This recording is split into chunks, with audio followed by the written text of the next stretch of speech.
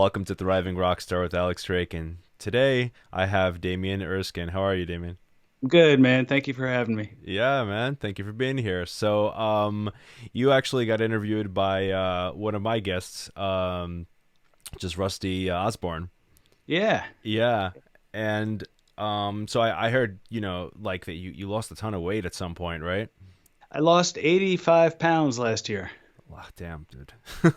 Yeah, I didn't know I had that much to lose, but it just kept coming off. What'd you do? Um, it started. It basically my whole it evolved and it became a very simple thing. Initially, it was like, let me try, going carb free, no gluten, lower the carbs, and try getting rid of dairy. And ultimately, it just became a thing where, in addition to, of course, making sure I got a little bit of exercise every day. I just ate only simple foods, no science words. I started reading the ingredients, no processed foods, no added sugars, just meat, vegetables, fruits, and nuts, and intermittent fasting. So I went Mm, 12 to 15 hours every night because that was one of my big weaknesses was especially late night after a gig, you're always a little bit hungry. And I just did not know how to go to bed even the slightest bit hungry. So instead I would scarf down an entire pizza and pass out. So learning how not to do that, kind right. of changing my relationship with food and movement. Yeah, I think that's critical because especially after we've kind of drained ourselves after a show, willpower's depleted, like it's a depletable resource, and then at that point you're just, you have no inhibitions and you're just kind of taking it all in. So Yeah, and you're kind of pumped. You're still kind of high from the gig, and you're feeling, yeah. you're a little bit jacked, and you just start shoving stuff in the hole, and it's bad news. Yeah. No, yeah, that's one thing that's really helped a lot of people. So just doing those two things, that, Basically, yeah. And mhm. I wound up getting into a routine. Interestingly, I found it was easier to stay on target and on path when I was on the road than off. I got into this routine, especially on the road, where I would just have a really good breakfast and pretty much not eat through most of the day, and then have a really good dinner and just call it good. And if I was starving at night, I wasn't didn't want to hurt myself. I would, instead of eating a pizza or a sandwich, I would have a banana and a handful of nuts. Okay. And always being careful because you never know what the food's going to be like. So I always had just like a pile of bananas and the thing of protein powder, so if the food wasn't happening, I had something and I wouldn't eat bad food out of desperation. So in three words, eat real food. Eat real food. Yeah, no science words. That was my mantra. That's another three words, yeah. No science Yeah, words. That's pretty good. Was there a particular choices that you made for like breakfast or anything like that? my go-to was eggs and sautéed spinach. Okay. I just fell in love with that. Two eggs and I mean usually like half a bag of spinach because it cooks down so much. I just wound up mowing spinach like crazy. Popeye. Bananas and nuts. Yeah, man, it's good. It's got everything. Yeah. No, that's interesting. How'd you do that on tour? Like, what was that? What did that look like practically? On tour, I pretty much bailed on the eggs, Okay. unless it was a really nice, nice hotel with a good continental breakfast where you could get a nice omelet made or something. But even still, they tend to use a ton of butter and a ton of oil and stuff. So I basically did a lot of nuts, and every time I'd run to a Starbucks to get a cup of coffee, I'd grab three bananas. Mm. So I always had bananas on me. And I made it a habit to always seek out some kind of grocery store or something and get food that would travel. Let's take a So step back though. Like, what was the catalyst that got you to do that? To even make the whole change? Was it like this is enough and like. it had been building. I mean, I was in my head, I wasn't as big as I was. And every time I saw a picture or a reflection, I was just thinking, holy crap, or like just think, oh, they obviously caught my bad side. It was a bad picture. Mm. But it just got to a point where I was just thinking, man, I am getting big. And three times last year, I just totally took a spill on the road somewhere. Sorry, where I would, I was just getting clumsy. Mm. And I was also getting so heavy that my momentum was carrying me, and I wouldn't be able to stop myself if I started to fall. I was just under 250. Mm. And three different times in three different countries, I just totally bit it, just like sprawled out on the sidewalk and I was just starting to feel like an oaf. And the little bits. I've always been a happy, go lucky guy, but there's like little bits of self-loathing starting Mm. to creep into my psyche, and I just thought, this is time. And actually, last well, 2 Christmases ago, my wife and I were in Mexico, and I had another one of those falls, and I just was kind of like, all right, enough already. And so when I got home, I had a big boot because I chipped my tibia, so I got a recumbent exercise bike, Mm. and I just started riding that and changing my diet. And I had tried dieting before, and nothing ever really worked. So I kind of shifted my focus and I said, well, I know what not doing anything does for me. Um, Screw the number on the scale. Let me just focus on trying to be a little bit healthier tomorrow than I was today and assume that it'll just kind of work itself out. And, at first I wasn't dropping a ton of weight, but I was feeling better, just moving more and eating better food. And then pretty soon the numbers just started dropping. And then I started averaging like 8 to 10 pounds a month down. Wow.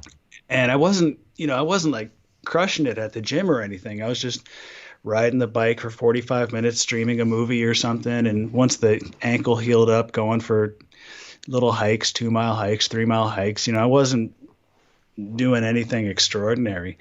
So I think it was mainly the food, but in conjunction with getting a little bit of exercise every day, it really just started working out. And now I weigh less than I did when I graduated high school. That's awesome. Yeah, my initial goal was just let me just get back to down. If I can hit 200, I'll be stoked. And of course, once I started hitting those goals, I felt so good. I had no desire to change anything. It became a life habit, and that was kind of the key for me. I knew that if I was forcing myself to do anything, it wouldn't stick. So Mm. I kind of listened to my body and listened to my psyche and just did the things that seemed to make sense and weren't all that difficult for me to do. And they became habits, and I had no desire to break the habits. So it just kept dropping, and now I've been like I oscillate between 160 and 163, and I've been there for a couple months now. And now that I'm this weight, it seems like it's easier to maintain a weight than it is to lose the weight. Mm. I really don't have to think about it all that much. Like I said, I'm just doing what's habitual, going for little walks every day and eating good food, and it's really no problem to maintain this weight now. That's awesome, dude. Like, and just this the seeming simplicity of it, right? That it's just that it doesn't have to be this complicated thing, you know? No, and I realized every time you do something or don't do something, you're making a decision. Yes. So, if I'm in the hotel and I have a carry-on bag in my base, I'm like, I'm on the fourth floor. I'll take the stairs. Mm. It might take an extra 2 minutes, but I'll get a little bit extra something in. Or if I'm sitting there before the gig and I'm a little cold and I'm just slouched on the couch with my phone, like, all right, a minute and a half, I can bang out 100 jumping jacks. Mm. Just doing little things like that, or just like 10 quick push-ups or something. I was just always making those little decisions. Like, let me do the thing I'll have wish I had done tomorrow. Oh, that's When I wake huge. up. Yeah, those little decisions. That's so big because I mean that's what makes up the bigger picture. It's just a bunch of little decisions, Yeah, right? And exactly. if you're conscious, if you have that awareness on a regular basis to stay mindful about those Yeah, little things, then you won't slip. And because a housemate of mine likes to say, "Slippery slope." Right, slippery slope, yeah, because it's just those little things that you can just slip. And it happened like actually for me when I moved in here. Now I've had like I've yo-yoed up and down, and not because I'm really struggling. It's just because I'm a foodie and all that, and sometimes I fall into like something, and again, slippery slope. I yeah. I live with a chef, right? And Oh, yeah, so when I lived back home, well, back where I was before in Brooklyn, I I had the fridge. It was mine, and that's it. And like what I had is what I would eat, and that would keep me lean. But then I yeah, moved over here with like some mates, and then like have like this assortment of food, and everyone's sharing. And sometimes there's banana bread, there's this, and there's that, yeah. and then I gained 20 pounds, right? Oh man, Yeah, since like January, and then I was able to kind of take off most of it with some fasting, right? The good thing is like once you know how to do it, it's easier to it's do. it's easier, and you're not. you're not as hard on yourself. If you do gain a pound or two, like you just fall back to you change your set point, your weight Yeah. set point. Yeah, and that not being hard on yourself is important too, Hmm. because I mean, there was a couple of times where I was out at a dinner party or something, and I was just like, ah, man, I'm just gonna eat, a social event, whatever it is, and I realized you got to let yourself do the thing. Just keep on track. Don't let it demotivate you. You just have to wake up and be like, all right, I made that choice. That was fine. Now I'm here, and I'm gonna make this choice, Yes. and it's no big deal. And one thing I did notice, I had a tour in Italy for like maybe 3 weeks or so. And Italy, it's basically all pasta and cheese. It's just Oh so yeah. I was terrified. I was like, oh man, I'm gonna ruin. It is what it is. I'll get home and I'll get back on it. And I realized, I mean, I was careful and I ate pretty well, but I did have quite a few bowls of pasta. And you're in Napoli, and like I gotta have a little bit of the pizza. You Of go for course. it. But because their ingredients are so much purer over there, they're making the pasta. It's not as hard on your body. It's one of the times I realized like it's the quality of the food you eat that has an equally, if not more, of an impact than what you eat. When you're eating really just good, clean food with real ingredients, there's more leeway than when you're just loaded with preservatives and especially all the added sugar they pump into everything. Right. I think if we would like kind of like figure out a hierarchy of quality of food and its impact on the body, right? From a speculative kind of point of view, I think like at the bottom of the barrel would be like, say, fast food, right? Yeah, yeah, Fast food is prepared by people who don't care about the food, right? Is processed maximally yeah, and just has all the garbage in it, and it's just the worst, right? yeah, And then it could be perhaps store bought food that, is not as bad, right? But is still kind of like processed and not, yeah. meaning like boxed kind of stuff, right? Right, boxed, yeah, pre-made meals and all that stuff. Right, exactly, exactly. And then there's the, maybe going to a normal restaurant and then having foods that you probably shouldn't be having, right? But that's still a step up, right, than the boxed food. Yeah, yeah, Uh, big time. Less processed, but they probably used more butter and whatever to. right. Yeah, And then you have, like your aunt makes like, just an awesome rich thing, and there's love in it, and there's real ingredients, yeah. and that's a whole other thing. And I don't want to get too woo woo, but like I think the intention behind the food, it can really shape its effect on the body. Big time. And I very quickly, once I learned that it's important to actually read the ingredients, I realized how duped I had been in the stores because of branding. Hmm. It says organic, it says all natural, it says all this, and then you look at it, it's just like loaded with all kinds of stuff and like massive amounts of carbs and sugar and this, that, and the other. And that was a game-changing moment for me. When even, if I'm buying sliced meat and there's ingredients listed, I'm looking at them and realizing, oh, brown sugar is the second ingredient here. I just want meat. Right. And finding that one brand that just gives you meat in the bag. You're like, all right.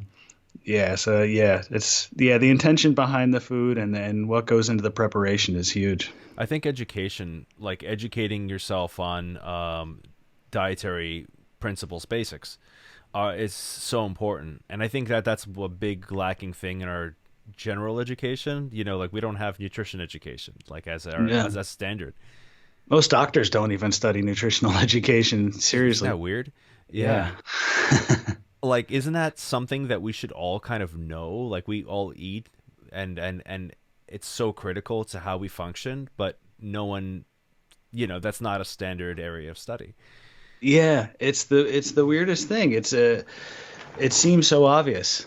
I mean, I don't want to get too conspiratorial, but right, like, education is kind of funded a lot by, these food companies, and they have interest in people not, knowing that like, okay, maybe this stuff is not the best for you because like their vending machines are stocked up with the candy Yeah. bars and all that. Yeah. No, that's it. And yeah, and it's a big business. Yeah. So you got to do your research and homemade food. I think it always tastes better too, especially as I got used to, one of the things I did early on was cut out no drinking calories, Mm. so like no more sodas, even the fizzy waters. It's just like just coffee, and I learned how to do it without my tons of cream and sugar like I was used to, and water. But then also the condiments, not just mindlessly throwing salad dressing or ketchup or all that stuff on my food. And my palate reset in such a way Mm. that I'm really sensitive to sweet things now. And I notice the food I cook at home, I almost hardly ever use, if anything, I'll throw a little habanero sauce or something, and I use balsamic on my salads. But man, food just tastes better at home. And Oh yeah. especially now, I don't really trust anybody to make my food. So That's a big point, like that's one big thing I get when I fast like longer periods. Um, because I've done like 5 day, whatever, uh, Um, but like even like a single day fast, or like intermittent fast, or even a little longer, say like an alternate day, right. um, your palate resets and so does your gut. And you get to taste food again. And so like, and you can taste when things are so saturated, and the Yeah. stuff that's made for, the major consumer market is just so, it's too much. It's too much, and most of it is sweet. I never tasted it. My wife always used to say, I'd grab something and she'd say, "Ah, sugar." And I'm like, "What are you talking about? It's chicken salad." But now when I taste some of that pre-made stuff I used to buy, I'm like, man, it's like a candy bar. Oh my God. Right. I had no idea. Yeah, yeah. It's like, like if you're eating sugar like that, there's like all the bacteria that's actually craving it. So it's like, Yeah. is it you craving it, or is it like this cold colony that's just like, It's the snowball thing. yeah, yeah, that's very interesting. So, but yeah, no, I really feel like that people should educate themselves on this stuff. That people don't know what a calorie is. People don't know, what food is constituted of like protein, carbs, fats, just the basics, Yeah. Yeah. and so if feel like if they basically knew, you know, Yeah, and that's why I got, a lot of people were asking me if I was doing keto, and I say, no, I was eating fruit like crazy. And they say, wow, I'm surprised you lost the weight. And, my friends are super into veganism, like, oh, you're eating meat and you're still, you feel good. And, I'm like, man, it's all good as long as it's, hormone free, nice, happy cows and farm to table fruit and vegetables, it's all good stuff. And, I ate a ton of avocados and they're loaded with fat, but it's a good fat. oh yeah, no, I ate it. avocados, I heard they make you lean, like it's. Yeah. I Yeah. mean, that was, I ate avocado on everything, and sweet potatoes are really, there's healthful foods, it's not, carbs aren't the devil. Sugar's not the devil. It's the unnatural and the simple carbs and the processed sugars and it's all that stuff. Keyword processed, yeah. Yeah. Yeah, yeah, yeah. So, speaking of educating, right? You're an educator, Yeah. right? And just to kind of like switch gears here, like the one thing I noticed, you have a baseeducation.com. First of all, congrats on an awesome, awesome. What's the word? A domain. Earl. Yeah, Yeah. yeah. The idea that site has been my new baby. That was a COVID project number two. But I've had the idea for over a decade, and I actually bought the URL. I mean, it was just, free. I mean, it was like Google domains. I was like, oh my God, it's available. I got that years ago. Just Hmm. never had the time to actually really do it, and I didn't want to half do it. So that's been my baby, and consuming most of my time these past few months. It's really cool. Like so, it's like a subscription service you have on there. Yeah. You have a Out of monthly and yearly. Hmm. Yeah, and my big goal, because one there's a ton of membership sites out there, and I'm not a huge fan of the membership uh, platform generally speaking. But it seemed the best way to go about this thing. But there's also a lot of fantastic sites out there, and I wasn't looking to retire. I wasn't looking to charge 20 bucks a month and get 10,000 subscribers and just call it good. Like I enjoy teaching, and I teach a lot, and I do a lot of workshops around the world and different jazz camps and things. Hmm. And I love the bass community. So I thought I've gotten asked a number of times about a central place, it's just where I can organize my teachings, and can I just go somewhere and, check out some different stuff. So I made it hyper affordable. It's like $7 a month or $75 a year, which, considering an hour long Skype lesson, is $60 domestically. And, I figured that's doable for people. And I've just been like pumping literally everything I know and can do into this thing. It's great value, honestly. Like that's a great way of doing things, especially if you have so much to share. Yeah, you could offer like individually, like, okay, this thing $5, that thing whatever, but just offering a monthly $7, some people get so much value, and they can keep learning. They have, That's what I was thinking. At yeah. first, I was thinking, oh, maybe I should just like put some bundles together and just sell them on the website. But that adds up quickly. Like, I mean, if I was selling the videos individually, it would be really expensive for somebody. And I have a lot of students over in Europe and the Middle East and Asia who don't typically do a lot of those sites or buy much online because they just can't afford to. So I just thought, like, something super easy. It's kind of expensive to run a site like that, which I quickly found out. So I just figured out a number that, okay, if I don't need a million people to as long as I can get the site to pay for itself, and I just get enough people to where it's paying for itself, I'm happy. I'm not doing it to try and make $1 million here. So I just wanted it to pay for itself, so it didn't necessarily cost me money, but also be as accessible as possible for everybody. Yeah, no, it's a great model because, like, people, it's a win-win-win, as I like to say, Yeah. right? It's a, win for people. They get like so much quality content. If someone were to like need like just a few different areas of they would end up spending so much on these individual videos if you sold them individually. Yeah.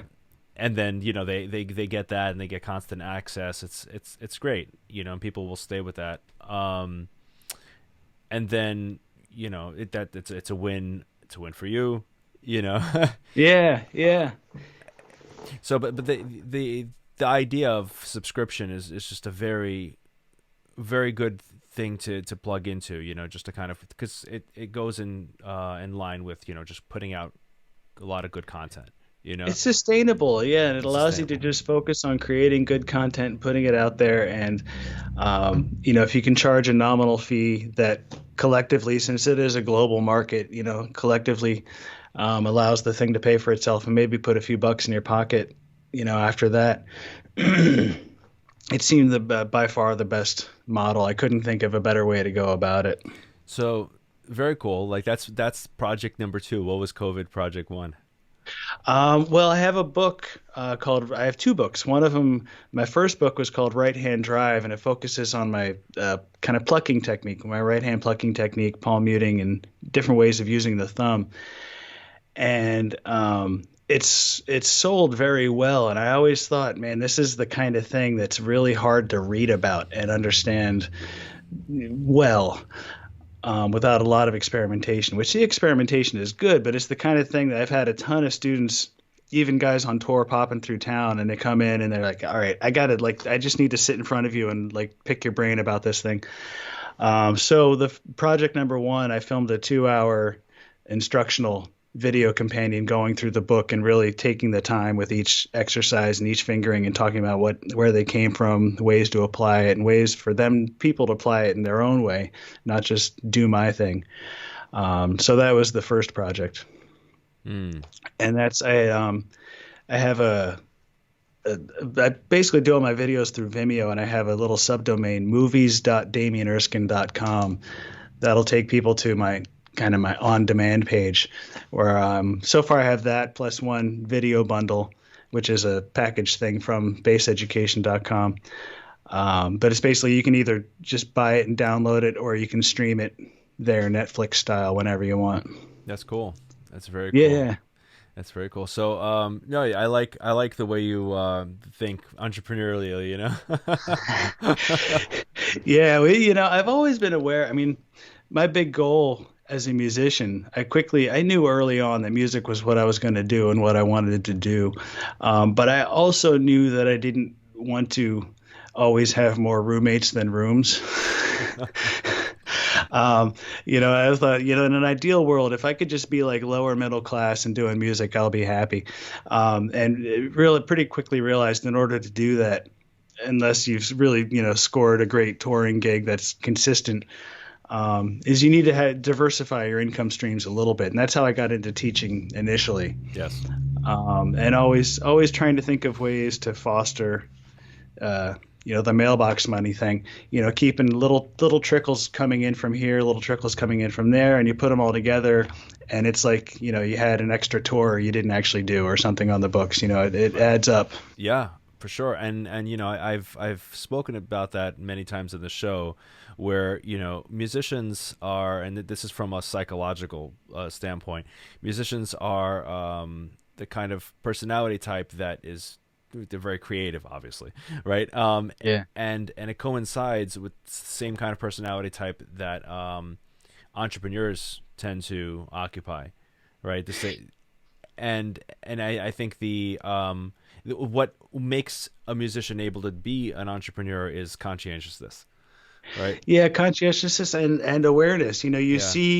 You perceive a need, and instead of figuring out, oh, somebody's got to be doing this somewhere, you just think, how can I do this? And then you turn that into, you fill the need yourself. And then, I mean, I have a double strap called a duo I strap that see Groove that. Gear wound up putting out, and that was something I had just built myself. I just thought, this is, I'm pinching a nerve. I'm having issues on the road playing these long shows and 6 nights a week, and so I built this thing, and then I got approached by Groove Gear and it became a product. But it's just those, you perceive a need and you find a way to make it happen. Yeah, yeah, exactly. And I feel like, like we're all unique, and then we all have different experiences and different issues. Like scratch your own itch, right? And you'll find that other people are going to benefit from that as well. If you have the problem, there's probably a whole subset of people who have that same problem, Exactly. right? So solve your problem. Yeah. That mindset takes you far in every way. Hmm. Yeah, actually, I was funny. I was doing a social distance hang. My wife and I swung by a friend's house, made a little backyard hang. He's a great guitar player, a guy named Scott Law, and he was talking about, he's been doing all this live streaming stuff from his house, and he was talking about better cameras, and I had just started rattling off, oh, if you want to do this and you also want to do this, you got to get this. And he said, how do you, you're like a professional shopper. How do you all know all this stuff? And I was like, well, I have the same needs and I do the research. And then, lo and behold, you have the same need, but you haven't done the research. You just got to dig in and, figure this stuff out. Right? Google, YouTube, everything's there for you. And it's all there, especially nowadays, man. Yeah, there's definitely no excuse. I mean, people. It's funny because, like, this is an important topic. I mean, some states are still kind of, in this quarantine, and they're slow to come out of it. We might have another month or two, and hopefully not another wave, right? Yeah, hopefully we'll see. Right. So, and with some people, I've seen them just fall into this kind of Netflix mode, and not really work, and then others like yourself, and and I'm doing a lot as well, get into this like very industrious kind of like, oh wow, okay, this is an opportunity because everyone's on the internet, Yeah. you know. Yeah, and I think, and I think either thing is okay. Like this is kind of uncharted territory. Yes. My wife said something yesterday, which I thought was pretty insightful. She said, this is the first time that globally everybody is experiencing the same thing. Mm. We're all having the same experience right now. And we're talking about the myriad of ways in which that could hopefully positively manifest itself. But yeah, I think yeah, for some people, I think if there is a need to kind of shut down and quiet down or just distract, that might be okay. For me, I need to be I need to be doing something, and so I immediately start thinking, well, I know I've got a whole bucket full of things I've been meaning to get to, so I just start digging. I just dump the bucket on the ground. And I say, all right, let's get to it. Right. Yeah. Yeah, I mean that bucket's always scattered for me on the ground, you know. So always struggling to not do too much, you know. Yeah, yeah, yeah, yeah. Yeah, I have to be careful not to do too much at once. Just this morning, I found myself oscillating. I've also been getting my books translated. Mm. One's getting translated into Mandarin, The Improviser's Path, and a friend of mine um, from Spain just translated the same book into Spanish. So this morning I was rebuilding the book in Spanish and doing a tutorial in Affinity Publisher or Affinity Design, whatever it is, and then like rebuilding the book. And then I'm like, oh wait, I got to do these. I got writing down ideas for videos, and I was like trying to do a million things at once. And meanwhile, we're also redoing our backyard. So I'm just like running from one little project to the next.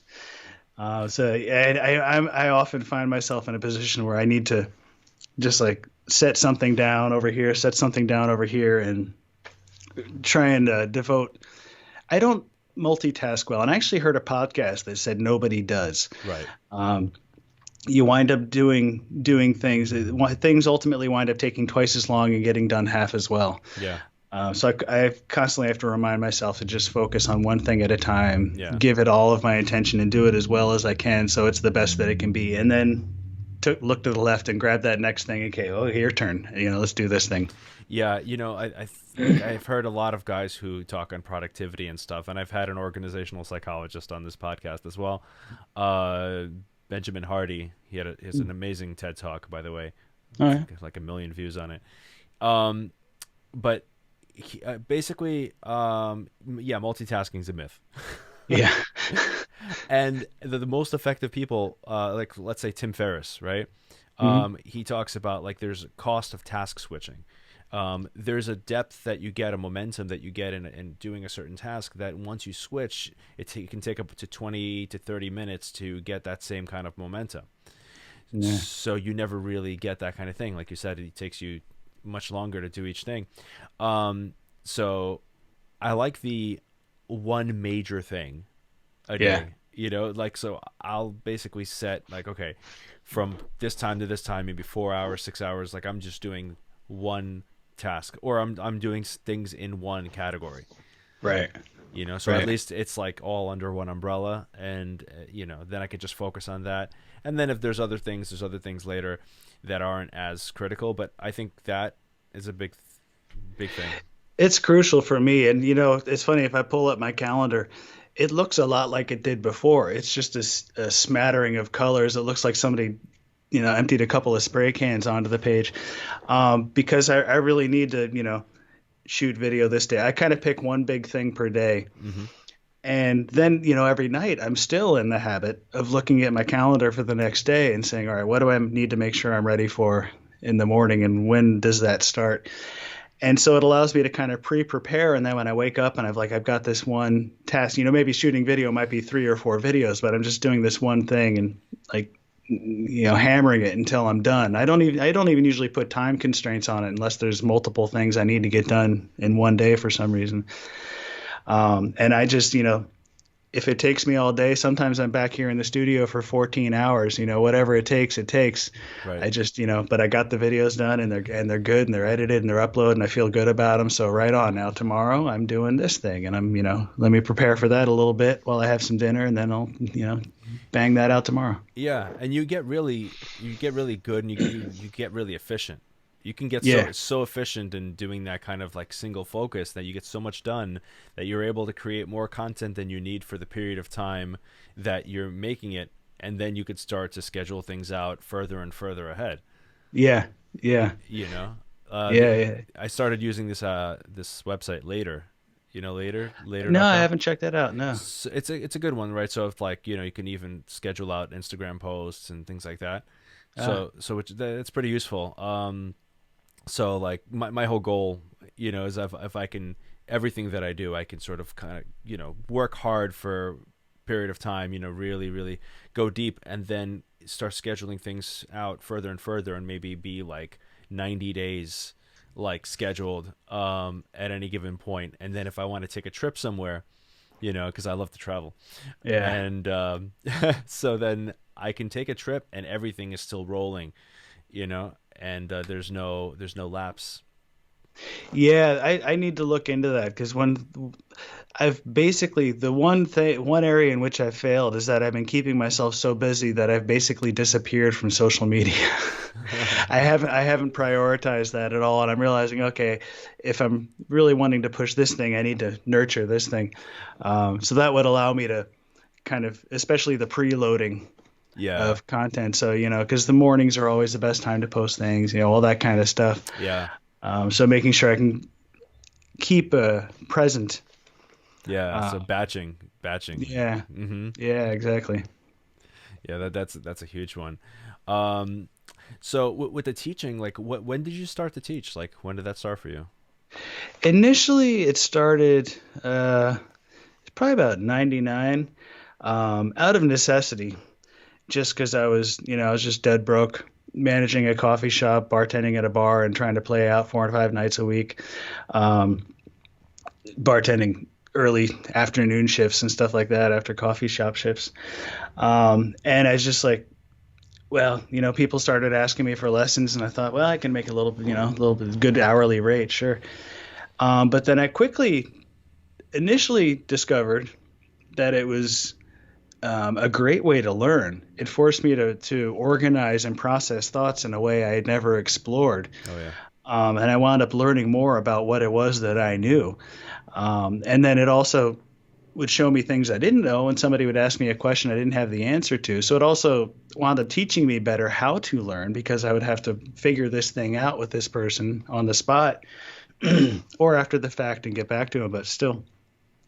And then third, I just kind of wound up getting into the whole process and developing these relationships with these different musicians. And I became good friends with a lot of my students and developed, kind of mentorship, but like also just kind of bros too. Like we just started hanging and doing things together. And so I just got very into it. And then I, at some point, got asked to teach at some National Guitar Workshop. They're not around anymore, but I did a couple of National Guitar Workshop camps. And that was a whole other thing, sitting in front of 20 people and talking about a thing, and you're presenting material like that and working with combos. And I just kind of got very into the experience. And the past 5 or 6 years, I've been teaching with Jazz Education Abroad, where they run jazz camps in countries that don't typically have much in the way of jazz programs. Mm. So we go to every year. I've been going to Beirut, Cyprus. We're doing Shanghai for quite a while, and I've been going to Thailand every year. Yeah, me too. And I love Thailand. Yeah, yeah, I'm a huge fan. Yeah, that was my first big cancellation this year. Was the camp at Ranks Oh, just outside of Bangkok in February. Yeah, so I had a little priming of the pump with regards to quarantining because we weren't quarantined, but all my gigs got erased. Like I was supposed to be gone for 2 weeks, and then I was going to come back, and I was busy as ever, and that got canceled. And I thought, well, all right, that's cool. March 9th, things are going to pick back up, so I can eat this. And then, like literally the day I was supposed to get back on the gigs, I woke up to like 2 tours and 15 gigs canceled, and wow. that's when everything fell off the cliff. So yeah, we had a little priming of that pump. How did you take that psychologically? Initially, I panicked. Like I was just kind of like, what it was like everything just exploded. And because of the Thailand thing, I had been aware that the virus thing was happening in Asia and it was starting to move around. And I wasn't so worried about the health risks, but the gigs and the tours and everything just really flipped me out because I was like, that's minimally half to 2/3 of my income. And it's also just a large part of what I do, how I identify and what my life revolves around. So, yeah, it was kind of a couple of days of being kind of in a daze and just thinking, what the hell do I do now? All right, okay, I guess I'll hang out here and read on the porch for a little bit. Oh, this is weird. I don't know what to do. I'll take a walk, And then I very quickly was just like, all right, I need to start getting to some stuff. So I just started other projects because it wasn't long, only a day or two before I realized well, everything's been canceled and it's probably going to get worse before it gets better. And oh man, this ain't coming back for a bit. Like I think the summer's shot, and then I just started changing gears and just like as if gigging never mattered or never, never existed. It always Right. mattered, but as if it never existed. Like, what am I doing now? Right. How can I use the internet? Yeah. The internet still works. All right, let's use it. Yeah, that's right. And I think that's a very important skill. So I think, one thing we can learn from this situation is just like how to adapt to changing tides. Yeah. Yeah, you've got to be malleable. You never know. And I think you learn that as a musician because especially, as a touring musician, I've never had that one band that just went on, a 2-year world tour. I was always touring with 2, 3 different bands and then a ton of local gigs.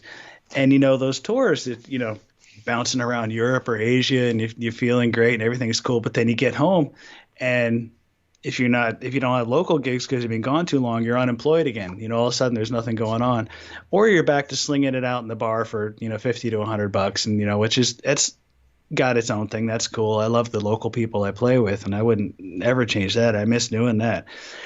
But we know what it's kind of like an actor. In between movies or television shows, they're unemployed. Hmm. So we're kind of constantly used to always looking at our calendar, looking for the holes and thinking, what can I do to fill these holes? I need to make sure I'm keeping busy. And, man, February is really lean. What am I going to do? Let me think of some other stuff to change gears and make sure I can keep paying that car note and, whatever. Yeah, that the freelancer's conundrum, right? Yeah. And, I think it's important for freelancers to, to consider things like what you've done, with like subscription and things like that, to give yourself some kind of regularity, at least, that's it's an important thing, and just to kind of open up to other things. Yeah. Yeah. You have to have a wide angle vision going, big perspective. Yeah. Yeah. And that's everything. That's everything. Because obviously, your mindset is not, it's not average, right? It's not the most common musician mindset, right? Probably not. I'm sure you're aware that like, there's a lot of musicians who just, they think one way, and it's just like when things change, they're sort of like they're stuck. Yeah, and I know a lot of players. I mean, some of them are some of the baddest players I know, um, who outside of playing live don't know what to do with it. Like they just don't have a conception out of it. It's all aimed in this one laser focus, and it served them well in a certain capacity. Hmm. But especially now that that capacity has shifted so drastically, Right. They've had all um, their eggs in the basket, and yeah, that that was basket it. just caught on fire. Yeah. So let me get more meta with you. All right. So what do you think? Where do you think that mindset came from? Was it an upbringing thing? Was it books you've read? What do you think it was? Um, I don't know necessarily. Probably a combination of things. One was, well, I mean, growing up, my uncle Peter Erskine is a well-known jazz drummer, Hmm. and so being around him growing up quite a bit and watching him operate as a professional and realizing how diverse his life was, his professional life was not just gigging. It was a little bit of everything, and he encompassed everything in his life, and his life encompassed everything, professionally speaking. So that's in there somewhere. Also, probably because I never perceived myself to be, the baddest dude around or operating. Like I was operating on a global scale before I realized I was operating on a global scale. Mm. Um, so I've just never felt uber confident that, well, all right, this year is pretty good, but like, I don't know, maybe the phone will stop ringing. Like I just never took for granted that the gigs were going to keep coming my way and I was going to be touring for the rest of my days and it's all good. I can just sit back and wait for the phone to ring. I was always pretty sure like I just lucked out and I fooled them again. This year was good, but what's going to happen next year? So I've just always kind of kept my mind on making sure that there's some kind of forward momentum Right. in my professional life. I mean, in simple terms, you paid attention, right? Yeah. and Yeah. you pay attention to see what's going on, and you don't fall into this kind of mind numbing thing, like thinking that everything's just going to remain how it was, Yeah. Well, and I've known far too many musicians in my life, who were maybe, a generation ahead of me, who used to be the dude in town and have all the gigs, and now they were struggling to pay rent and some crappy little thing, and they were kind of mad and bitter, and like what happened, to Right. all this stuff. And I realized and I've known a lot of guys like that, and the thing they did was just assume that it was always going to be like that. They never Mm, started. Once they got there, they never kept pushing, right. and I always became afraid of getting complacent. Right. I think what's even worse about those situations, because it's terrible when someone ends up in that circumstance where they have maybe a career that was pretty successful and they expected it to continue that way. Maybe they spent on the level they earned, and Yeah. and then they didn't have it, right? And then they fall down, and then they get bitter, and then they start to blame the man. They start to Yeah. blame everything else, Yeah. but not take responsibility for actually doing something about it, right? It's always someone Which else's causes fault. them to not, and that causes them to not change Right. their course. Right. They stay the course and they get madder and madder at everybody else, Right. Yeah. broadly speaking. Well, coming full circle to like the diet stuff too. It's like, people will be like, well, it's metabolism, this or that. I'm sure there are circumstances, right? But unless your diet is really like, you know, like a great diet, and you're physically active and all that, and things aren't changing, you can't tell me, oh, the like metabolic issues this, or like my hereditary that, Yeah. I get that those could be factors, but That was my excuse for a long time. And I mean, hmm I didn't perceive it as an excuse, but I had been over 200 for since college, for so long that I just thought that I was just a big dude. And I mean, I didn't realize how big my head was, physically. Um, I didn't realize how much my lifestyle was contributing to that. I just thought I was a big dude, and it's metabolism, whatever. And well, I'm kind of strong. It's just like a little bit of belly. I just kept thinking I just got to lose this belly. And then as my hat size started going down, and I was going down 2 notches on my watch, and things like that, I realized, oh man, I just been carrying 85 pounds of fat around with me, like, or at least 50 and more for most of my life, around with me forever. And I had no idea that I could be lean. right. Right. And people think some those people who have been overweight, and I've been overweight. I was a fat kid, and then I lost weight. Were you fat as a child, or? Yeah, I had one period from, like, the growth spurt from 8th grade to like my junior year where I was kind of tall and lean, and other than that, I was always pretty thick. Right. Yeah. No, I struggled with that. I yo-yoed forever. Right. Um, but what was I saying? So if you struggle with that, you think that's your fate, right? So like you were saying, that's you have to do something. You have to do something about that. But you don't think that's even something that you need to do. But what I was gonna say, this is what it came back to me. If you've never been lean, like Yeah. in your adult life, you don't realize that you feel completely different, like Yeah. psychologically, Everything. Yeah. everything, your energy, like it's a hard thing to emphasize enough, and like that's the big takeaway. It's not even about looking good naked. um, it's really about, like, just having this vitality. Yeah, and that's the thing. Once that hit, I realized, oh man, I'm never going back. Like, I don't think I could go back No. because I feel so good. Why would I ever change anything that I'm doing? This is great. Yeah, it completely changes your outlook on life. Yeah, and I find myself, like, I got really into hiking. That's kind of my favorite Mm. form of exercise. And hmm now everything's closed, so I can't hike, but I'm walking a lot.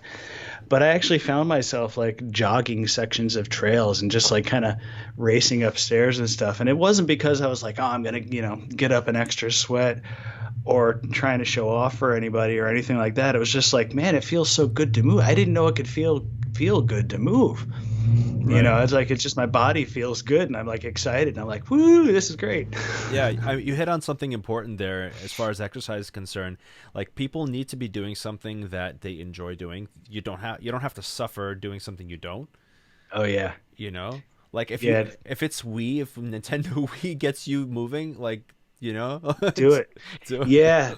No, that was my whole thing because I knew, like, I had tried, I remember years ago I got the P90X thing and I stuck with it for maybe like 15 days. And I think I only lost 2 pounds. And I was like, this sucks way too much for 2 pounds. Like, I'm done.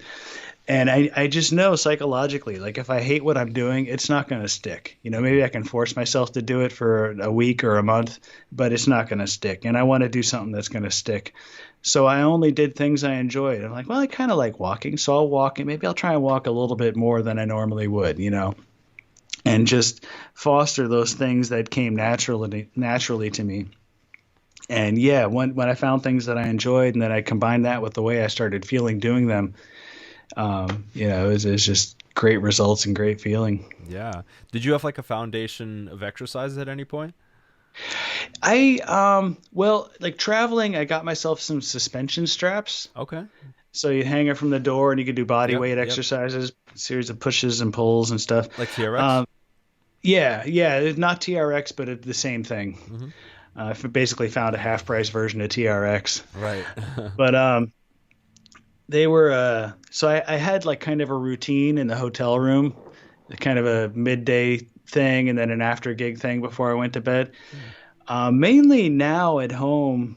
I mean, before pre-COVID, it was hiking. I had a bunch of 4 to 10 mile hikes that I really love. And in the Northwest, there's waterfalls and mountains, and there's all kinds of great stuff. So right by the house, I can go up in the woods and crush it for a while. Post-COVID, since all that stuff is shut down, it's basically been walking usually 3 to 5 miles a day. I have a couple of loops I like, and then my exercise bike at night, after dinner. I'll sit down and just like stream a little something. Or I'm a Kindle junkie. I read a ton too. So I'll just go down there with my Kindle and just, set it for half an hour or 40 minutes. Nothing brutal. Just, kind of do it. Hmm. What are you reading? Are you reading like fiction, nonfiction? Fiction, mostly science fiction and fantasy and stuff like that. Um, yeah, I didn't read forever, and I never used to read that kind of stuff. And I picked up Ender's Game one day, that book, Hmm. and it sucked me in. And I've been reading like 100 to 150 books or so a year Wow. since I kind of got sucked into that, and it just became a thing. Um, but yeah, so I just do that, and I usually, maybe every 2 days I'll do a little routine. With the dumbbells, like so I have some 25-pound dumbbells, and I don't do much. I literally my thing will take 6 to 8 minutes, and maybe I'll repeat a couple and push it to 10. But I've never been a big weights guy, but I kind of have a couple of things that make me feel good, and I like doing that and some push-ups scattered throughout the day, just like drop do 20, maybe 2, 3, 4 times a day. Yeah. I love that it's like, you're just doing these things. They feel good. You're like, oh, you know what? I want to do this. I want to do that. Like it comes from a good place. Yeah, You that's know, why it's sustainable. yeah, it's sustainable in that way. And the habits pick up. Like when I'm Yeah, editing video, it takes a while to export a video yeah, file if you have a 20-minute lesson or whatever. So instead of just sitting there watching a bar or jumping to Facebook, I'll do another 20 push-ups, or like go walk around the block and then come back. Just like all little things, just piling them together, and it turns into a thing. yeah, yeah. No, that's great. Yeah, because sometimes people approach this like, if I can't do this like this particular routine and like that's gonna take that's an hour long, 90 minutes, and they fixate to this. It's you all know or nothing. yeah, it's all or nothing, and also that maybe they don't even look forward to it so much because they're not sure about it, they're not confident in themselves, maybe from a physical standpoint, whatever it is. But you're approaching it from a whole different direction, right? You're like, okay, this is something I enjoy. I'm just gonna do this. I'm gonna pop down and do some push-ups. Like it's like Yeah. it doesn't have that weight. No, it's Yeah, so easy and kind of freeing because I'm like, I got a minute. Now, so, I can bang out another minute. right. Yeah, no big deal. Yeah, I have some friends that are, very healthy and health conscious, and some of them are locked into like hour and a half to 2.5 hour routines, and when they don't have time to do it, it weighs on them, and Yeah. like, no, man, I don't want it to be a thing. I just want to keep my body moving, and little changes, like I said, not taking elevators, you know. Yeah, yeah, no, that's huge. I mean, I've definitely been one of those guys who's been in this kind of routine state. I put myself on some kind of thing, and if I don't follow it, it's very easy to fall into this all or nothing kind of camp because, whatever you tell yourself you're gonna do, and then you don't do what you told yourself you're gonna do, that weakens your resolve. Yeah. Although, that said, everybody operates differently. Like I tell my students all the time, everybody learns differently. You won't assimilate information the same way I did. So we need to explore, and you need to explore what works best for you. And it's the same with health and exercise. If you work better with a solid routine, maybe that's the way to go. I know I don't. I know I need to keep things interesting for myself. It was the same way with music. I never could sit there. I still can't sit there and just like hammer out scales and modes for an hour by myself in front of a screen or something. Like it just doesn't interest me, and I need to find ways to make it fun. Turn them into grooves with a drum loop or something. Otherwise, Oh yeah. it's just not going to stick. So I always need to find the thing that Yeah, works for me. And exactly. Yeah, no. And sometimes it's totally different than what you might even find as advice. Like with that particular example, right? Like for you, that might be like grooving to some drum beat, right? To kind of keep it going. yeah, For me, to keep it going, it's like I get into a meditation. Like I'm playing something and I start focusing on my breath and like relax my butt. Like it starts to actually like because I'm into that. yeah. You know. Yeah, and which is equally valid. And I mean, in that sense, especially because your subconscious mind starts taking over the pattern, you're drilling the muscle memory, but you're also, slowing your system down and breathing well and oxygenating your blood and your body. Oh yeah, Yeah, yeah, it's yeah, yeah. good. Yeah. So, but I think that's it's whatever whatever floats your boat, right? Whatever system works for you. Yeah. So I've been teaching myself for like 17 years, and Nice. like yeah, I've definitely seen many examples of different things that would drive students to practice, or everyone's different. Right. Everyone's at a different stage. Um, Probably some of the hardest students to teach are the you know unmotivated younger ones. Yeah, I've always gravitated towards intermediate and above Uh-huh. level players. I teach when I've done school things, it's always been at a college Mm-hmm. level. And at times I've tried teaching in music stores and different things, and I felt much more like an after school program or something. And like the kids like super didn't ever really want to be there. Like they Yeah. didn't maybe not necessarily not want to be there, but they weren't super into it, or they just want you to show them a Chili Peppers line and shut up, or something like that.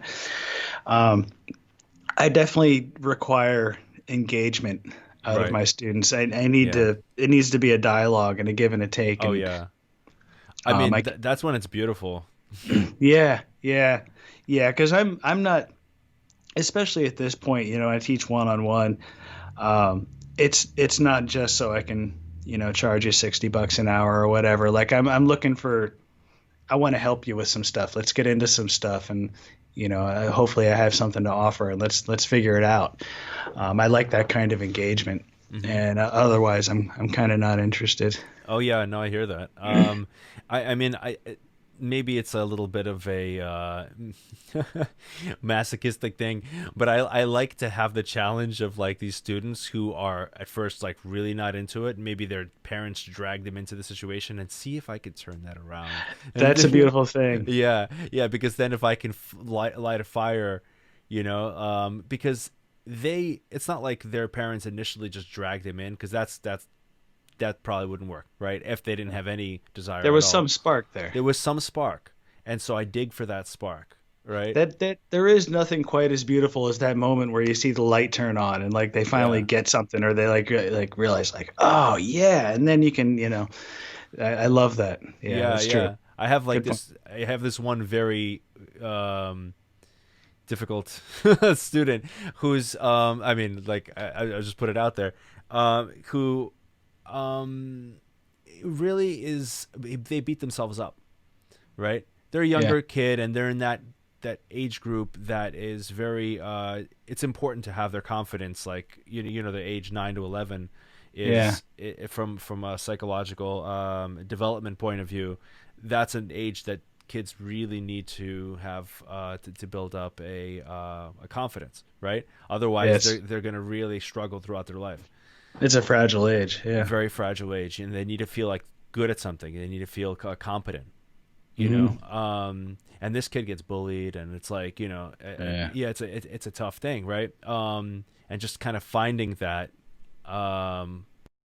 way to, like, really get them to believe that they could do this, right? And because they tend to give up easy, setting the goal small enough, and it's just Yeah. there's an It's art to it. huge. The belief in yourself is a huge, huge thing. That was one of my major obstacles early on. I was a fear-based player for Mm. probably most of my life, up until my early 30s before I finally kicked it. I'm in my mid 40s now. Um, I was just, for some reason, bass is my second instrument. I was primarily a drummer. Mm. And so I never felt entirely at home on bass, and I always felt inadequate, especially harmonically. Like I could think rhythmically really well, but harmonically, I had to teach myself how to think harmonically. And I was just always comparing myself to the best of the best and always feeling like an abject failure. So it took a long time to realize that I could, one, there is no finish line. Like, I enjoy this. Let me just do it and see it, try and be the best that I can be, not the best in the world. Stop measuring yourself against Richard Bona and Victor Wooten. Like, you're not going to sound like those guys. And you know what? They can't sound like you either. So just figure out what your thing is and do your thing and don't worry about the rest. And you know what? If you play a bad solo or biff up, screw up the bass line, who cares? It's a grain of sand on the beach. It doesn't matter, especially, in those gigs where you're playing in an Italian restaurant, playing some light jazz for people trying to eat their chicken piccata. Like, no, it doesn't matter, just like have fun with it Right. and explore it. And it is what it is. And this, music is meant to be enjoyed and experienced and felt. And, for the musicians too, not just the people listening. So nobody's expecting you to be perfect. Nobody ever walked out of a concert saying, man, the band was great, but that one bass solo sucked. You know, don't sweat it. Just, We have to remember, I think, that our what we do is part of an experience, and it takes place in time, right? yeah, Rather than being like a work of art that's being pasted on a. It's not a recording. yeah, Like, it's the recording, like that's a very important thing. The difference between a recording and a live show, right? yeah, yeah. Totally different. Yeah. Totally different mindset and experience and reality in every way. Yeah, and people put this like unreal standard, on themselves, and when the most important thing is to connect with the people there, because that's what it is. Yeah, and actually, once you learn, and I got into for a while. I got very into practicing playing wrong notes and correcting them Hmm.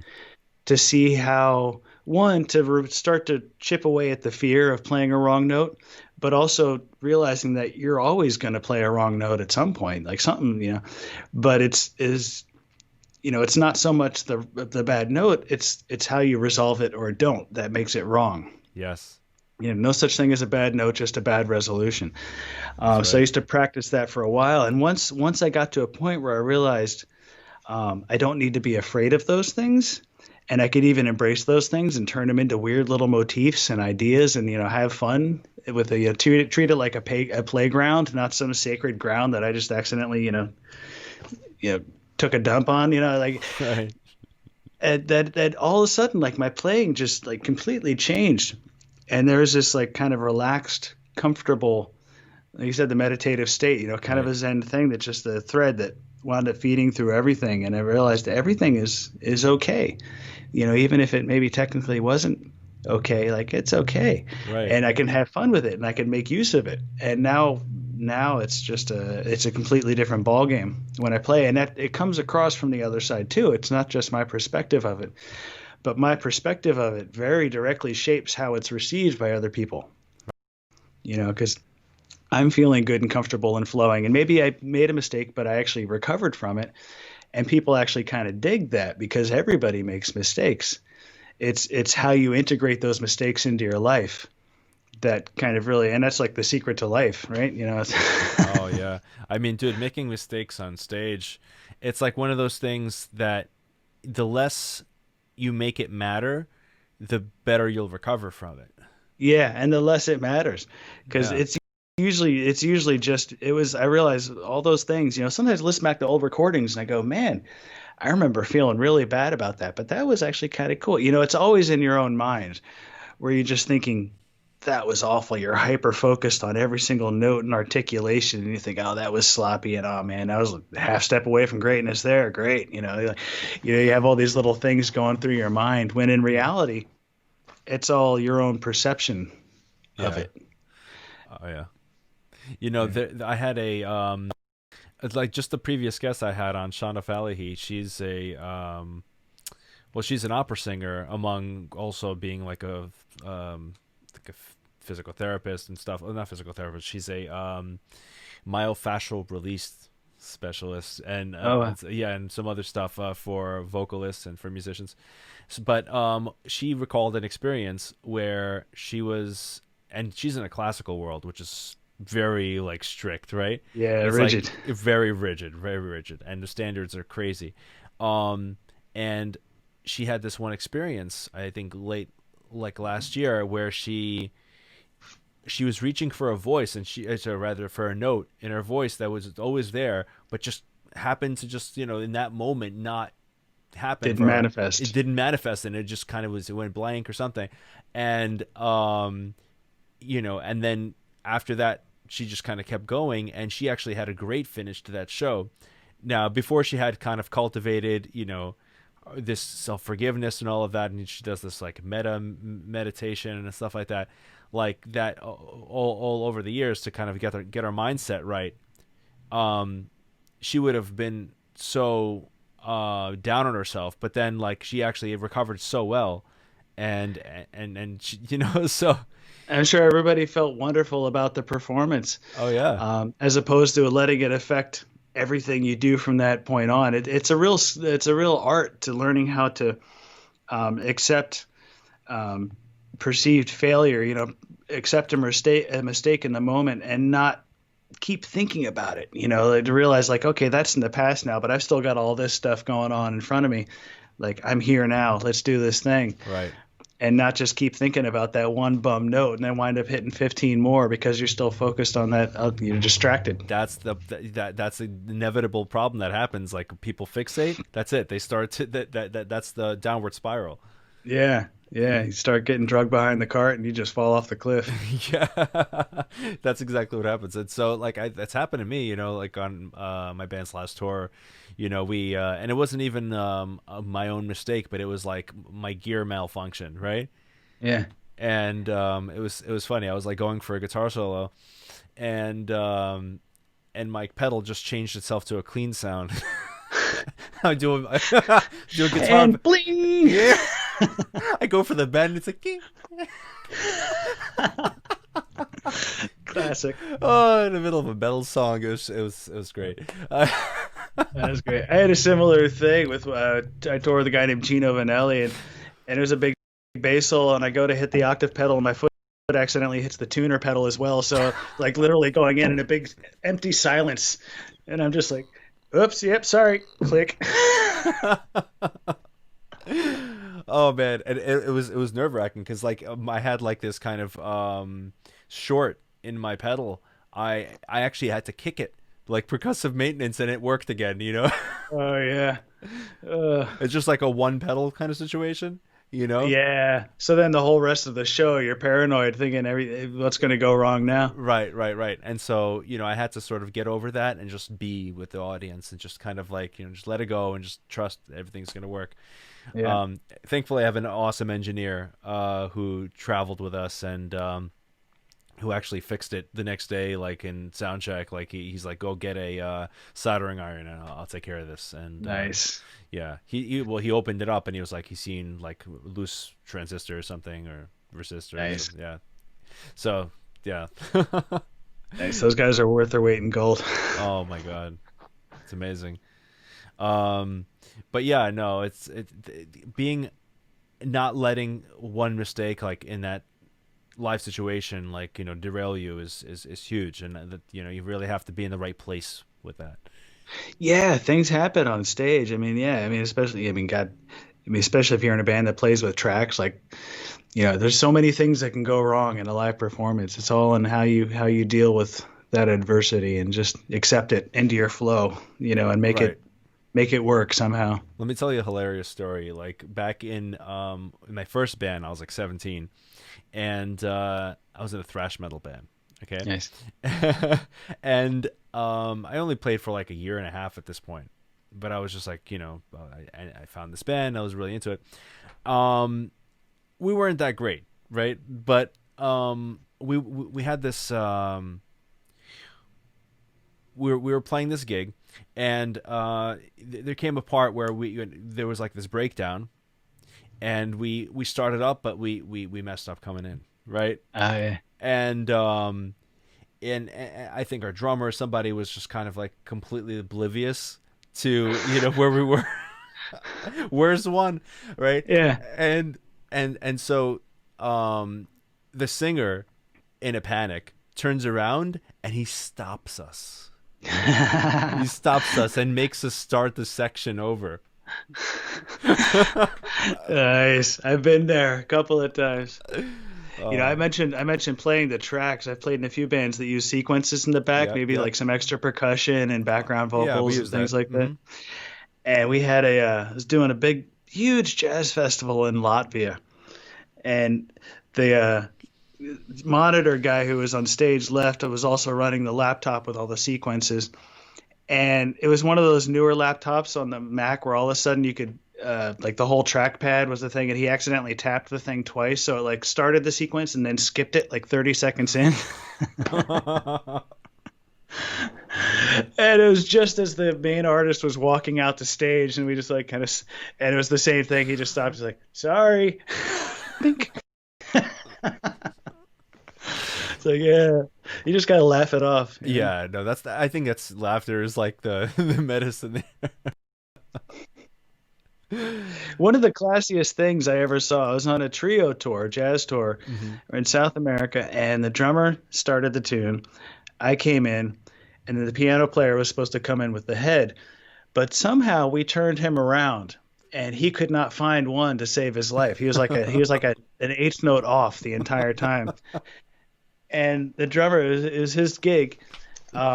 He just like he kept waiting for like to self adjust and realized this ain't gonna happen, so he just stopped it, and then like kind of waved and into the mic apologized, saying he had counted the song off wrong, like took ownership of the Oh, mistake, that's so great. the guy wouldn't beat himself up to no end, and then just like gave a nice clear count off, and we started again. And I thought that was pretty classy. I think that's very classy. I read a great book by Jocko Willink. You know Jocko Willink? I know the name. Yeah, that's he was on Joe Rogan a few times. Like he's the Okay. Navy SEAL, and he has a book, Yeah, yeah, Extreme Ownership, right? And yeah, that's yeah. exactly what he would advocate. So Nice, and nice. I think that's huge, because I mean, if one of your bandmates or somebody you're working with sort of ends up in that kind of circumstance, and you know them to be someone who maybe could beat themselves up, maybe like stepping in and sort of making it our fault, or Yeah, or even your personal or something, like that's some way huge. of relieving the pressure, especially if they're going to put the pressure on themselves. Like, Oh yeah. Oh yeah, yeah. yeah. Oh man, I just pictured that, and that's just I love that. I was like, counted the tune off wrong? Really? All right, good job. Nice. listen. I've heard, Dream Theater. Yeah, yeah, yeah. I was at a show at Terminal 5 in New York City here, and um I think Jordan Rudess just came in wrong, like, and Yeah. yeah, no, it It happens. happens to everybody. Yeah. It happens. Oh, you know what it was? I think it was just like a kind of a monitor issue, or something something funny, or so they came back in time wrong. It's like, I don't know. It was The weirdest things happen yeah. on stage that you can't prepare for. I've had my monitors go out where I wind up having to play with just like the slap back of the sound Oh and yeah. like try and sync up that so I'm playing off from what I'm hearing. And oh, this is weird. Yeah, weird stuff happens on Dude, stage. all kinds of shit happens on stage, man. I mean, the more gear you have, the more stuff you have, the more that can go wrong. Yeah. I've had in-ear monitors that have like kind of slipped out from sweat, and I have to keep kind of pushing them back in, and Yeah. Or you push them in and you fill them with the sweat and you can't hear out of that ear anymore. yeah. Or by like a few weeks into a tour, like they're so packed with like Gunk. with gunk, yeah, yeah. Or rather, not even them, but your ears. Like, Oh yeah. yeah. This is the first time I've kind of told this on the show, but like I had this crazy experience where, as far as cleaning ears, right? Because I went Uh-huh. to after this tour, I went to my doctor to clean the ears, right? Because I was like, okay, I have this kind of really packed up. Maybe they can help break it up a little bit. I was going to do the ear candling thing, but I was like, oh, let me just go to this doctor, right? Yeah. And so let me give you kind of a little backstory on this. This is kind of funny. Well, it's not funny. It was kind of devastating, but anyway. So back, I went to audio school, right? And when I went to audio school, I had this experience where I went to a Megadeth show, and it was so loud. I had such crazy tinnitus the next day, and I thought I had like blood out of my ear. Something Hmm. like I thought I just had permanent hearing damage in my right ear, right? And Yeah. then because I was like in audio school, I kind of noticed certain things, so I can kind of hear the different frequencies differently in both ears, and so I was like I had high frequency loss in my right ear. I kind of determined that, and this is Right. me at like 18 years old, right? Nice. Yeah. And so a few years ago at like 31, right? I go to the hearing doctor, and this is after like this tour, right?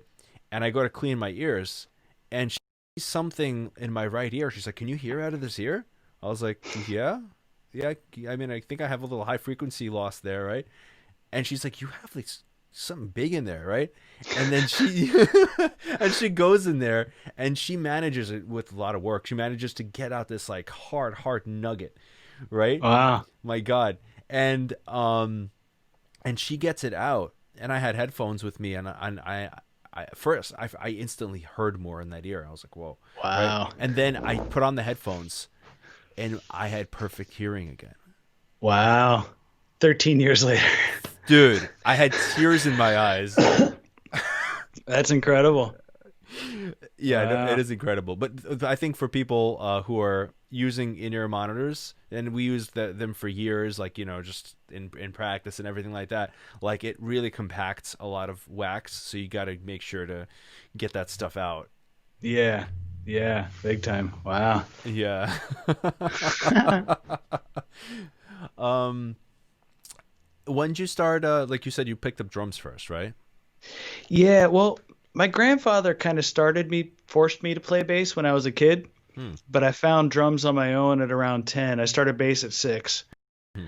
and drums just became my passion. I was kind of a hard rock metal drummer. Started going to Berkeley as a metal drummer, and I had quit playing bass for years. Like I was just Wow. like, I'm a drummer. Screw that other thing.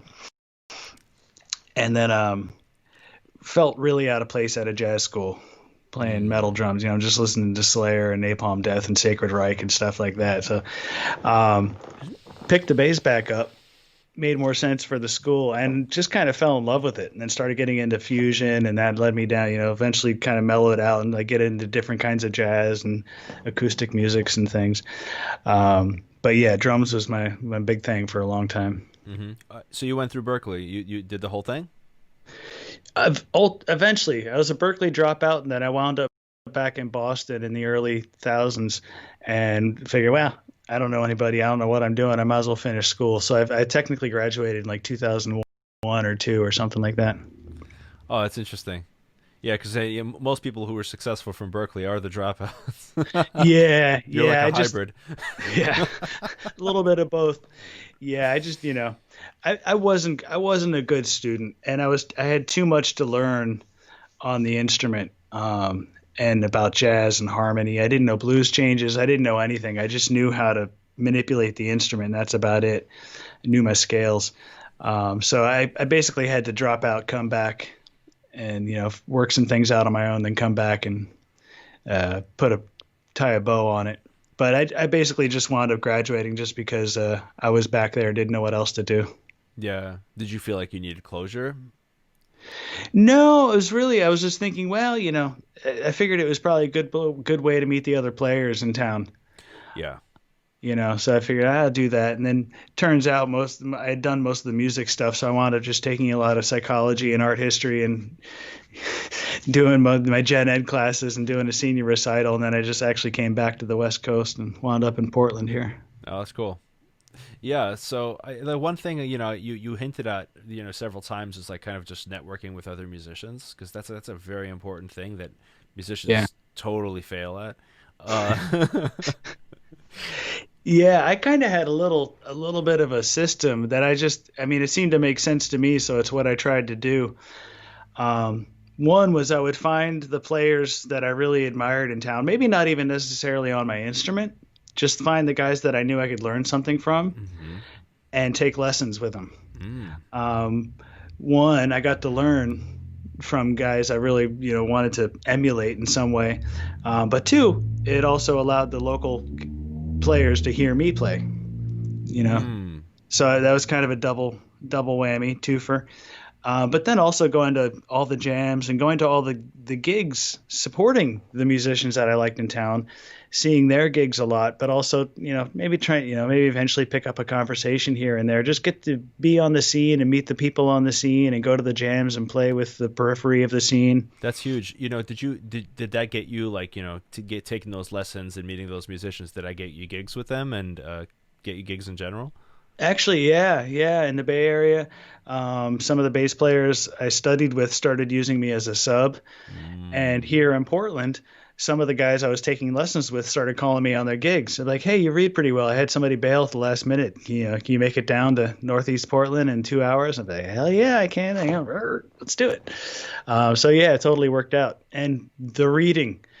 Thankfully, I had my reading chops together. That was probably the number one thing that got me working, at least in this town, right away. Mm.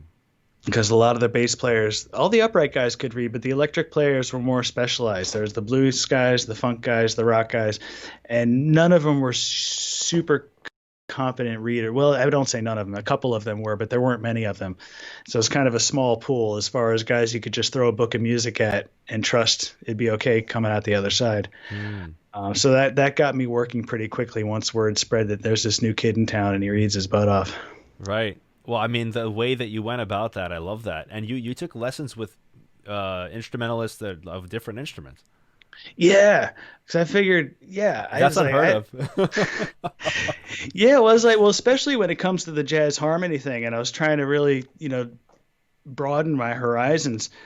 I was like, I can groove, I know what I'm doing there, but I want to know how a piano player thinks about playing over changes, and I want to talk to a guitar player about navigating, harmony in this way or that way, or show me what you're doing with these chord voicings, like how do you accent the upper structure stuff of a chord without, getting in the way.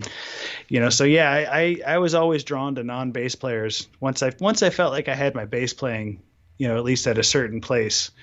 Then I really started gravitating towards everybody else. Even sitting down with drummers, be like, what are you working on rhythmically? Odd meter stuff, whatever. Like, let's talk about compound rhythms and Yeah. Oh yeah. Like I when I was in my undergrad, or my drummer at the time, who was in my band at that time, was he was really into conical.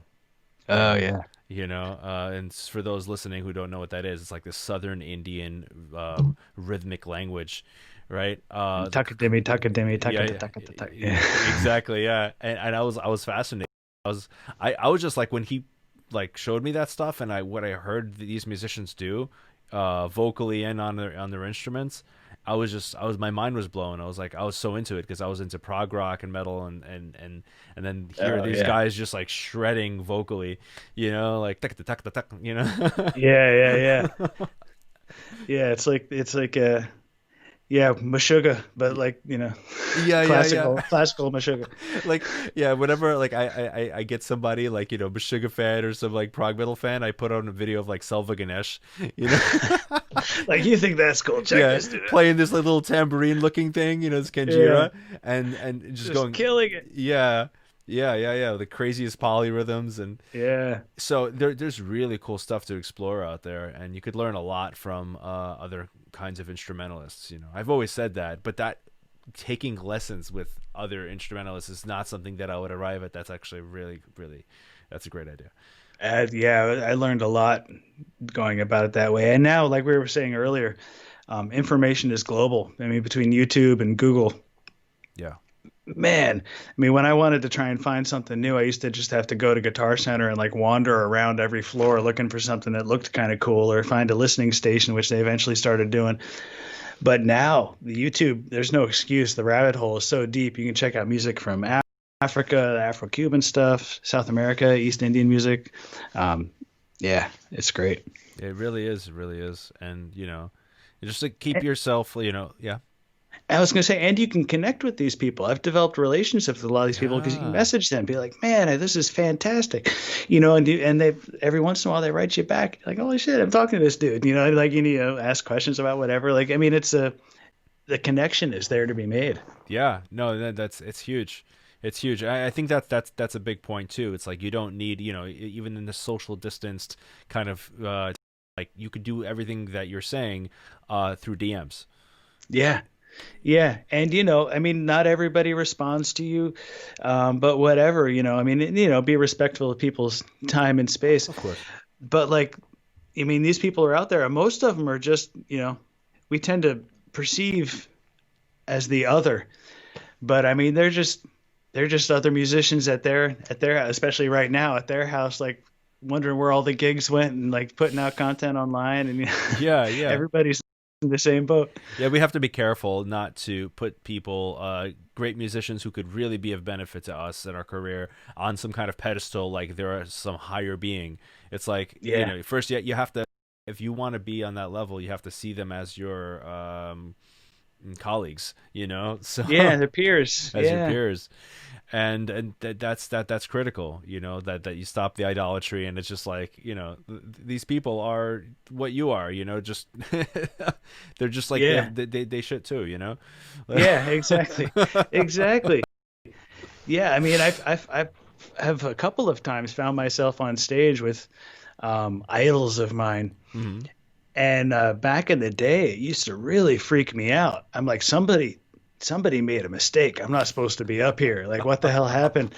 Um, but then you get to know these folks, and you realize, oh yeah, they're just people, who maybe have been doing it longer than you, and like have been maybe found some better gigs. They've had some great gigs, and you've known about them for a long time, but it's just another dude from New York or LA or Chicago or the Yeah, Midwest or whatever. It's just another guy yeah, or gal. yeah, I yeah. always say guy. I mean the gender neutral guy, Right, yeah. I get it. The universal guy. the universal guy. I'm trying to break myself of that habit. I haven't come up with a good word that really does the job well though. Maybe dude is, even though dude is a guy normally, but I think dude has kind of like transcended The gender barrier. the gender barrier. David, like, do you have anything? What would be your biggest thing that you would share with all musicians if you'd have one thing that you can share? Um, ooh, you know, release the pressure valve on yourself. Just put all of your intention into building a solid foundation on your instrument, and just trying to be the best you can, and always doing a little bit better tomorrow than you were today. And don't feel like you're so far from any goal. There's no finish line. None of us ever gets to the end. It's just we're here now, and we'll be there tomorrow, and maybe we'll be there in 10 years. Just focus on what you love, what you enjoy, and exploring information as in as broad a perspective as you can. I hear that, man. And of course, see your heroes as your equals, right? Yeah, yeah, just other people to draw inspiration from, Look at where they came from and what brought them to where they are, because it's possible for all. It is. It is. All right, dude. It's been awesome having you. Yeah, thank Yeah. you for talking to me, man. It's been a pleasure. Yeah. No, pleasure's all mine, man. We'll talk again soon. I hope so. Yeah. Cheers, man. And take it easy, Alex.